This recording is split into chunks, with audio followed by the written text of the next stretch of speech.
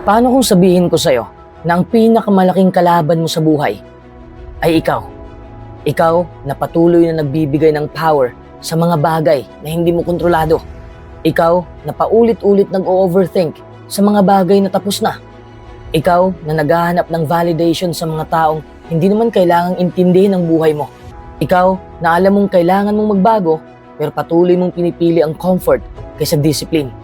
At ang masakit na katotohanan, walang darating para iligtas ka sa sarili mong mindset. Kaya kung pakiramdam mo lately ay mentally exhausted ka, physically weak ka, emotionally drained ka, o parang paulit-ulit kang bumabalik sa parehong cycle, maybe you need a brutal wake-up call dahil may mga bagay sa buhay na hindi mo kailangang kontrolin. May mga taong kailangan mong bitawan. May mga emosyon na kailangan mong matutunang i-manage. At may isang bagay na kailangan mong buuin muli mula sa simula. Yun ay ang sarili mo. Sa video na ito, pag-uusapan natin ang 8 brutal na stoic rules na maaaring tulungan kang muling buuin ang iyong isip, katawan, at puso. Rules that will teach you to think less, react less, complain less, and become stronger in silence. At warning lang, this is for the person who is ready to face uncomfortable truths. Because sometimes, healing begins when you finally admit that it's time to rebuild the person inside you.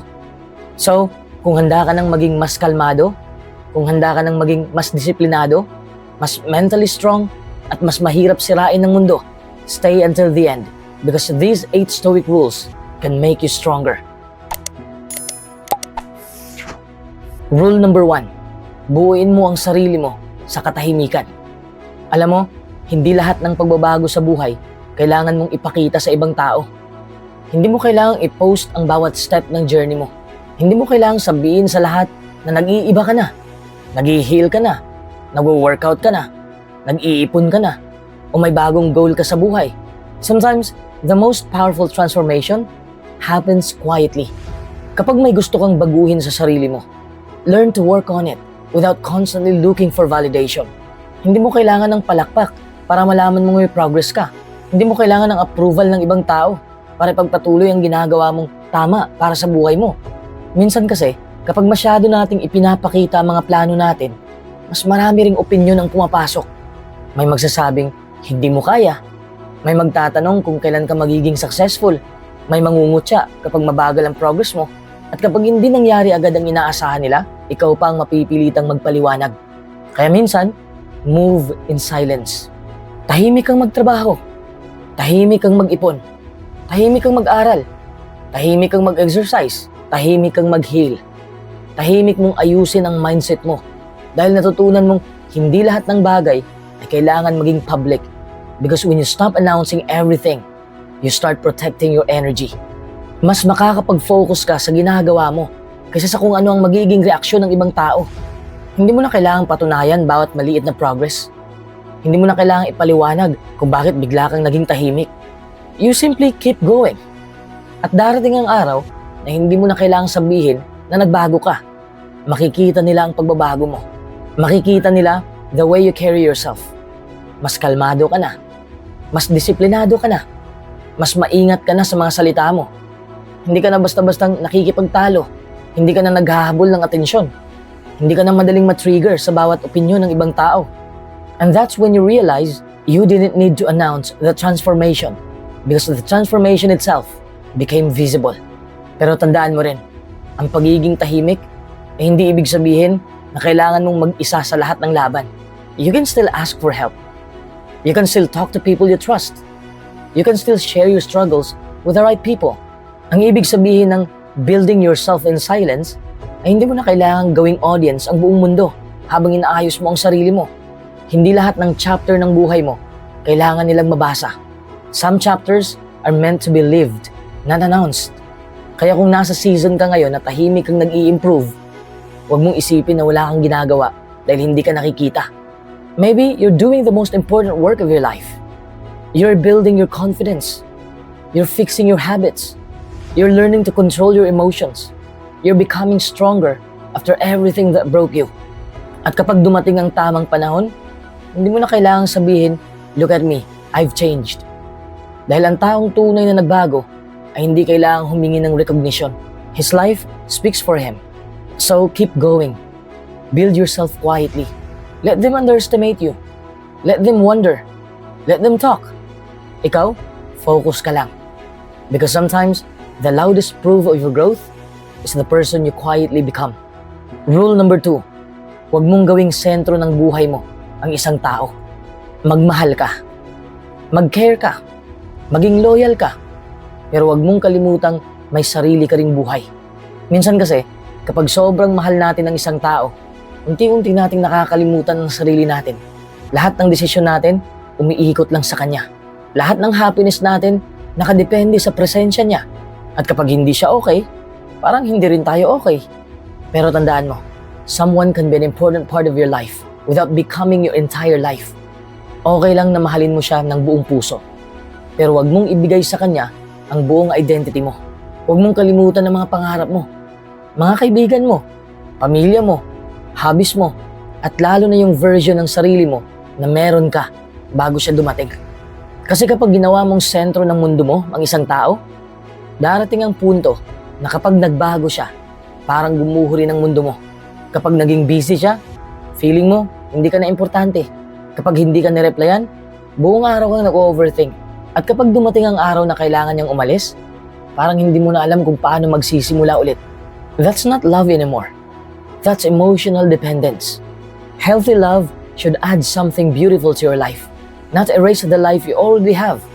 Kaya habang minamahal mo ang isang tao, matuto ka ring bumuo ng sarili mong mundo. Have your own goals. Have your own dreams. Spend time alone. Learn something new. Take care of your body. Work on your future. Build a life that you're proud of. Kahit wala muna siyang kasama doon. Hindi naman ibig sabihin ito na selfish kang tao. It means you're learning how to love without losing yourself. At kung dumating man ang panahon na magkasama kayo, mas maganda dahil dalawang taong may sariling buhay ang nagdesisyong pagsamahin ng mundo nila. And if one day that person chooses to live, masakit, oo, you will grieve, you'll miss them, you'll have difficult nights, pero hindi ibig sabihin na tapos na rin ang buhay mo. You still have yourself. At yun ang pinaka-importanting relationship na kailangan mong ayusin. The relationship you have with yourself. Kaya magmahal ka, pero huwag kang mawawala. Be there for someone, but don't abandon yourself just to keep them. Give love, but keep your boundaries. Be loyal, but don't betray your own values. At higit sa lahat, huwag mong kalimutang may purpose ka rin outside the relationship. Dahil ang tamang tao ay hindi hihilingin na lumiit ang mundo mo para lang magkasya siya dito. Love someone deeply, but never forget how to live deeply without them. Rule number 3, tanggapin mo ang consequences ng choices mo. Ang pinakamahirap aminin sa buhay ay may mga consequences tayong kailangang harapin dahil sa sarili nating choices. May mga bagay na hindi natin gustong mangyari. Pero kung magiging honest tayo sa sarili natin, alam nating may part din tayo kung bakit tayo napunta roon. Maybe you trusted the wrong person. Maybe you ignored the warning signs. Maybe nagdesisyon ka dahil sa emosyon, kahit alam mong hindi yun ang best choice. Maybe you wasted time when you should have been working on yourself. At ngayon, nararamdaman mo na ang epekto. Mas madaling sabihin na kasalanan niya kasi. Mas madaling sisihin ang sitwasyon ng ibang tao, ang malas na nangyari sa buhay natin. But sometimes, healing begins when you have the courage to say, okay, I made a mistake. I have to own it. Hindi ibig sabihin na lahat ng masamang nangyari sa'yo ay kasalanan mo. May mga bagay talagang wala sa kontrol natin. Pero kapag alam mong may choice kang ginawa na nag-contribute sa sitwasyon, huwag mong takasan ng responsibility. Own it para matuto ka. Kasi kung lagi mong sinisisi ang ibang tao, wala kang mababago. Pero kapag tinanggap mong may responsibility ka, doon mo makikita kung ano ang kailangan mong ayusin. Kung nagkamali ka sa pera, matuto kang maging responsible sa finances mo. Kung nagkamali ka sa relationship, learn from the patterns you ignored. Kung nasayang ang panahon mo, gamitin mo ang natitirang oras para gumawa ng mas magandang direksyon. And if you made a decision that hurt you, don't spend the rest of your life hating yourself for it. Learn the lesson and move differently next time. Tandaan mo, hindi mo na mababago ang kahapon. You cannot go back and choose again. pero may hawak ka pa sa kung ano ang gagawin mo pagkatapos ng pagkakamali. That's where your power begins. Hindi mo kailangan maging perfect para maging better. Kailangan mo lang maging honest enough to admit where you went wrong. Humble enough to learn and strong enough to do something different. At ang consequence ng isang maling choice ay hindi agad nawawala. May mga pagkakamaling kailangan mong pagbayaran sa pamamagitan ng time, effort, patience, at pagbabago. Maybe you have to rebuild your trust. Maybe you have to start saving again. Maybe you have to regain your discipline. Maybe you have to rebuild yourself from a version of you that you are no longer proud of. And that's okay. You're allowed to make mistakes, but you are not allowed to keep repeating the same lesson. Kaya kung may consequence kang hinaharap ngayon dahil sa isang choice na ginawa mo noon, huwag mong takasan. Harapin mo. Learn from it. Fix what you can. Accept what you cannot undo. Hindi mo kailangang manatiling bilanggo ng dating ikaw. Because taking responsibility doesn't mean saying, I'm a terrible person. It means saying, I made a bad choice, but I can make a better one from here. At kapag natutunan mong tanggapin ang consequences ng choices mo, mas nagiging maingat ka sa mga susunod mong desisyon. Mas iniisip mo muna bago kumilos. Mas pinapakinggan mo ang wisdom kaysa impulse. At unti-unti, nagiging mas mature ka. Not because you stopped making mistakes, but because you finally learned how to grow from them. Own your choices. Accept the consequences. Learn the lesson. Then choose better. Dahil ang nakaraan mo ay bahagi ng storya mo. Pero hindi ito kailangan maging final chapter ng buhay mo. Rule number 4. Huwag kang magsalita kapag galit ka. Alam mo yung moment na sobrang init ng ulo mo, tapos gusto mong sabihin lahat? Yung tipong gusto mong ilabas lahat ng sama ng loob mo dahil feeling mo deserve nilang marinig ang hinaing mo. Pero minsan, kapag galit tayo, hindi na talaga tayo nagsasalita para magpaliwanag. Nagsasalita tayo para manakit. And that's where the problem begins. Kapag galit ka, mabilis ang bibig mo, pero mabagal ang isip mo. You speak from emotion instead of wisdom. At dahil gusto mong manalo sa argumento, nasasabi mo pati mga bagay na matagal mong itinago. Mga sekreto mo, insecurities, at mga salitang alam mong tatama talaga sa taong kausap mo. At oo, baka manalo ka sa argumento, pero pagkatapos, kapag lumamig na ang ulo mo, saka mo marirealize na hindi mo na mababawi yung sinabi mo. Minsan, isang sentence lang ang kailangan para masira ang trust na matagal niyong binuo. Isang insulto, isang masasakit na salita, isang bagay na sinabi mo dahil galit ka, pero habang buhay na maalala ng taong pinagsabihan mo. Kaya kung galit ka, huminto ka. Hindi ibig sabihin na kailangan mong isuppress ang feelings mo. You are allowed to be angry. You are allowed to feel hurt. You are allowed to be disappointed. Pero hindi lahat ng emosyon ay kailangang sundan agad ng aksyon. Kapag galit ka, take a step back. Huminga ka. Uminom ka ng tubig. Maglakad ka. Manahimik ka muna. Give yourself time to calm down before you decide what needs to be said. Because sometimes, the strongest response is no response. At least not yet. Hindi mo kailangang sagutin agad ang message. Hindi mo kailangan tawagan agad. Hindi mo kailangan mag-post ng parinig. At lalong hindi mo kailangan magdesisyon tungkol sa isang relationship habang puno ka ng galit. Give yourself time to think. Tanungin mo muna ang sarili mo. Kapag sinabi ko ba ito ngayon, makakatulong ba ito sa sitwasyon? O gusto ko lang siyang saktan dahil nasaktan niya ako? That's a powerful question. Kasi minsan, hindi naman talaga natin gustong sabihin ang mga bagay na lumalabas kapag galit tayo. We just want the other person to feel the pain we're feeling. Pero kapag pareho kayong galit, walang tunay na nakikinig. Pareho lang kayong naghihintay ng pagkakataon para makasagot. Kaya matuto kang huminto. Hindi kahinaan ang pananahimik habang galit. That's emotional discipline. May mga laban na hindi mo kailangang ipanalo ngayong minuto. May mga conversation mas magiging maayos kapag pareho na kayong kalmado. And when you finally speak, say what needs to be said. Not everything you feel. Sabihin mong nasaktan ka, pero wag kang manakit. Sabihin mong disappointed ka, pero wag kang manginsulto. Set your boundaries, but don't destroy someone's dignity just because you're angry.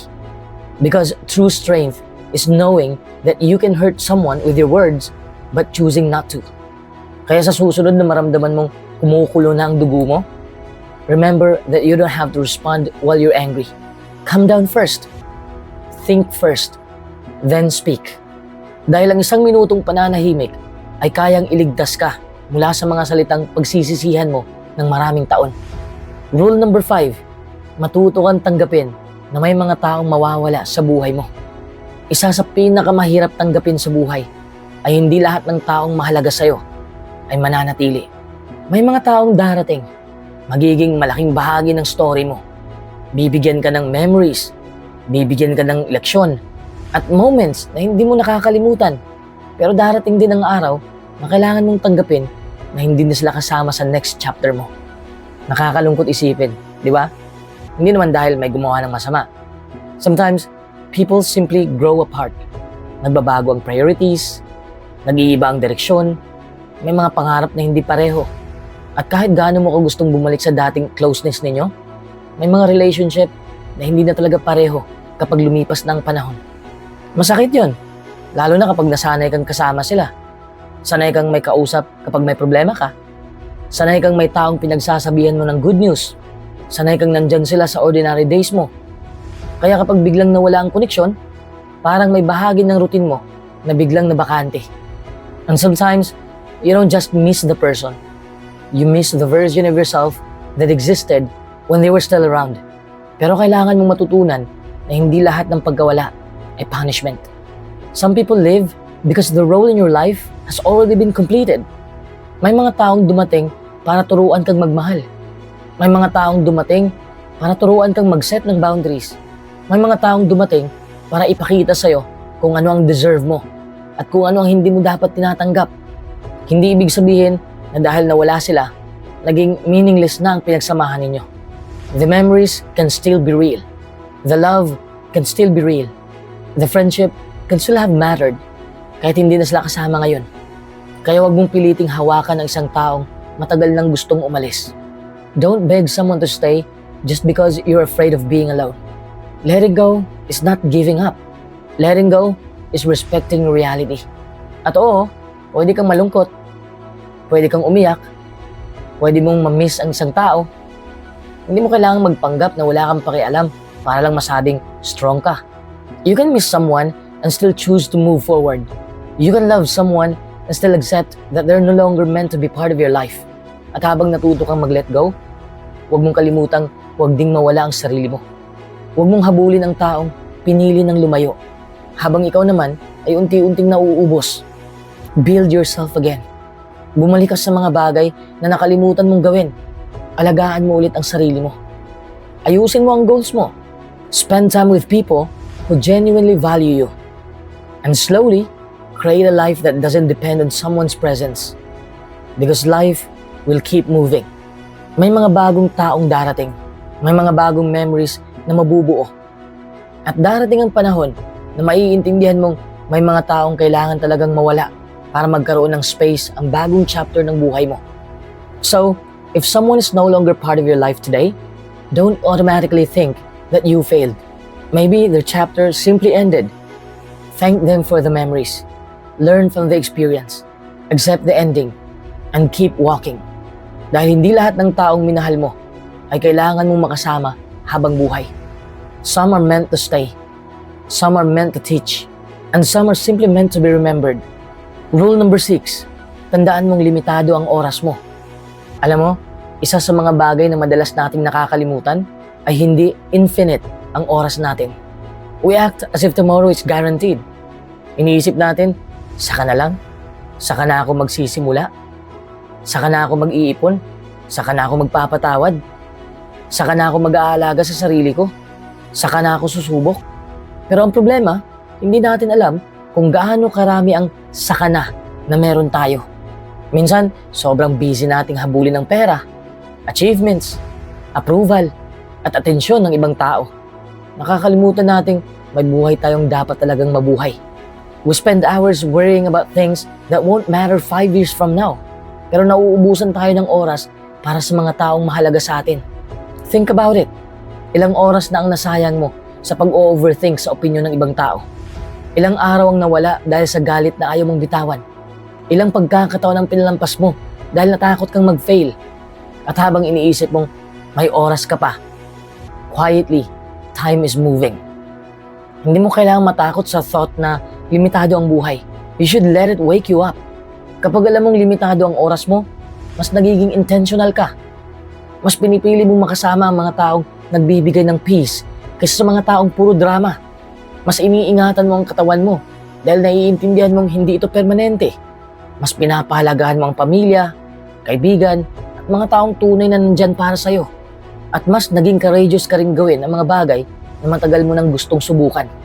Hindi ibig sabihin na kailangan mong mabuhay ng nagmamadali. Hindi mo kailangang i-pressure ang sarili mo na ma-achieve lahat agad. It simply means you stop wasting your life on things that don't deserve your time. Kaya kung may pangarap kang matagal mo nang ipinagpapaliban, maybe it's time to start. Kung may taong mahalaga sa'yo, sabihin mong mahalaga siya. Kung may kailangan patawarin, work on letting go. Kung may habit kang alam mong sumisira sa'yo, start changing it. Kung kailangan mong magpahinga, allow yourself to rest. At kung matagal mo nang gusto magsimula ulit, remember, you don't need a perfect moment. You just need to begin. Because one day, magiging memories na lang mga ordinaryong araw na meron ka ngayon. Yung simpleng usapan, yung tawanan, yung pagkain kasama ang pamilya, yung paglalakad pa uwi, yung araw na akala mo ordinaryo lang, pero hindi mo alam na magiging isang bagay pala na mamimiss mo. Kaya huwag mong hintayin na mawala ang isang bagay bago mo ma-realize ang value nito. Appreciate it while you still have it. At huwag mong hintayin ang isang malaking wake-up call bago mo simulang mabuhay ng mas maayos. Hindi natin alam kung gaano kahaba ang road ahead. Pero alam nating may hawak tayong araw ngayon. So use it wisely. Love genuinely. Forgive when you can. Work for your dreams. Take care of your body. Spend time with the people who matter. And stop giving your precious time to things that only steal your peace. Because at the end of the day, hindi mo mabibili pabalik ang oras na nasayang mo. Money can return. Opportunities can return. Even some people can return. But yesterday will never come back. Kaya habang nandito ka pa, habang may pagkakataon ka pa, habang may oras ka pa, live deliberately. Dahil limitado lang ang oras mo. Rule number 7, huwag mong habulin ang approval ng mga taong wala namang ambag sa buhay mo. Minsan, hindi naman talaga tayo pagod sa buhay. Pagod lang tayo sa kakaisip kung ano ang sasabihin ng ibang tao tungkol sa atin. Ano kaya ang iisipin nila? Baka pagtawanan nila ako? Baka sabihin nilang hindi ko kaya? At dahil gusto nating tanggapin tayo ng lahat, nauuwi tayo sa paggawa ng mga bagay na hindi naman talaga natin gusto. Pero isipin mo, bakit mo hinahayaan ang opinyon ng taong hindi naman kasama sa buhay mo na magdesisyon para sa'yo?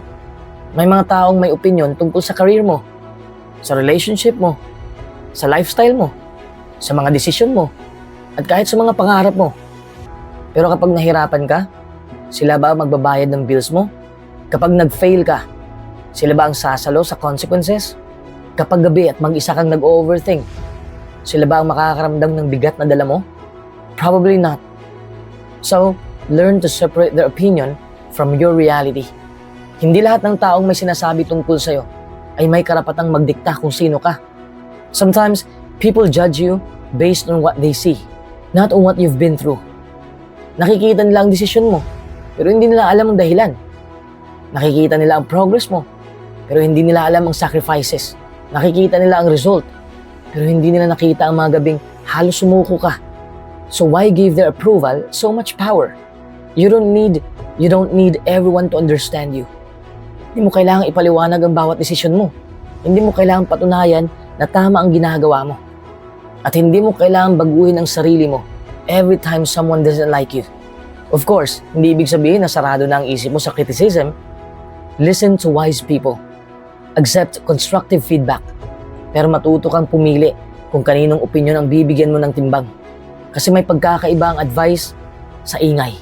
May mga taong nagbibigay ng criticism dahil genuinely concerned sila sa'yo. Yun ang pakinggan mo. Pero may mga taong magsasalita dahil uncomfortable sila na nakikita kang nagbabago. And sometimes, your growth will make people uncomfortable. Kapag dati, lagi kang available, Tapos ngayon natuto kang mag-set ng boundaries, may magagalit. Kapag dati, tahimik ka lang, tapos ngayon, marunong ka nang magsabi ng no, may magsasabing nagbago ka. Kapag nagsimula kang unahin ang goals mo, may magsasabing masyado ka ng seryoso. Let them talk. Hindi mo kailangan makipagtalo sa bawat taong hindi sumasang-ayon sa'yo. Your life is not a public voting system. Hindi kailangan ng majority approval para maging valid ang isang desisyon na alam mong tama para sa'yo. At darating ang point na maiintindihan mo, mas peaceful pala ang buhay kapag hindi mo na kailangang i-prove ang sarili mo sa lahat. You stop explaining. You stop chasing. You stop performing. You simply live. Kaya kung may pangarap ka, pursue it. Kung may direksyon kang gustong tahakin, work for it. Kung kailangan mong lumayo sa isang environment na hindi na healthy para sa'yo, have the courage to live. Hindi mo kailangang hintayin na palakpakan ka ng lahat bago mo simulan ang buhay na gusto mo. Because at the end of the day, ikaw ang mabubuhay sa consequences ng choices mo, not them. Kaya piliin mong maging taong kaya mong respetuhin kapag tumingin ka sa salamin. Hindi yung taong gusto ng lahat. Hindi yung taong laging approve ng lahat. Kundi yung taong alam kung sino siya. Alam kung saan siya pupunta. At hindi madaling matinag dahil lang may ibang taong hindi siya maintindihan. Stop chasing approval. Start building a life you don't need to explain. Dahil hindi mo kailangan magustuhan ka ng lahat. Ang kailangan mo lang ay magkaroon ng courage na mabuhay ng totoo. Kahit hindi lahat ng tao ay sasang-ayon. Rule number 8. Alagaan mo ang katawan mo dahil tahanan ito ng isip mo. Gusto nating maging mentally strong. Gusto nating maging focused, disciplined, at productive. Pero nakakalimutan natin ang pinaka-basic na foundation, ang katawan natin. Gusto natin ng clear mind, pero puya tayo. Gusto natin ng energy, pero halos buong araw tayo nakaupo. Gusto nating maging productive, pero puro fast food, puro stress, at unhealthy habits ang routine natin. And then, we wonder why you feel tired all the time. Your body carries you through everything. Ito ang kasama mo sa trabaho, sa pag-aaral, sa paghahabol ng pangarap, sa pag-aalaga sa pamilya, at kahit sa mga panahong pakiramdam mo, gusto mo nang sumuko. Kaya wag mong hintayin na magkaroon ka muna ng problema bago maalalang alagaan ang sarili mo. Hindi mo kailangan maging fitness enthusiast. Hindi mo kailangan magkaroon ng perfect body. At lalong hindi mo kailangan mag-gym araw-araw para masabing inaalagaan mo ang sarili mo. Sometimes, it starts with simple things. Matulog ng sapat, uminom ng tubig, kumain ng mas maayos, maglakad, mag-stretch, gumalaw-galaw kapag matagal kang nakaupo, magpahinga kapag pagod ka. Simple pero powerful. Kasi kapag inalagaan mo ang katawan mo, your mind benefits too. Mas may energy kang mag-focus. Mas kaya mong harapin ang stress. Mas nagiging productive ka. At mas nagkakaroon ka ng emotional capacity para harapin ang mga problema nang hindi agad nauubos. Your body is the vehicle that carries you toward the life you want. Kaya huwag mong abusuin ang sarili mo para lang matapos lahat. Hindi ka machine. May limitasyon ng energy mo. At okay lang yon. Sometimes, rest is also discipline. Hindi ka hinaan ng magpahinga. Hindi ka tamaran ng matulog ng maaga kapag kailangan mo. Hindi selfish ang maglaan ng oras para sa sarili mo. Because you can't keep giving your best to everyone if you're constantly running on empty. Hindi mo kailangan baguhin lahat overnight. Start small. 10 minutes of walking, 1 healthier meal, 1 extra glass of water, a little less scrolling at night, a little more sleep. Small choices, repeated consistently, eventually become a lifestyle. And one day, mapapansin mong mas magaan gumising, mas malinaw mag-isip, mas stable ang mood, at mas may energy kang gawin ng mga bagay na mahalaga sa'yo. Kaya habang abala kang binubuo ang future mo, huwag mong kalimutang alagaan ang katawan na gagamitin mo para marating yon. Take care of your body because it is the home of your mind has to live in every single day. Hindi mo kailangan maging perfect. Kailangan mo lang matutong respetuhin ang katawan na kasama mo sa bawat laban ng buhay. Dahil ang tunay na self-improvement is about having the strength and health to enjoy the life you're working so hard to build.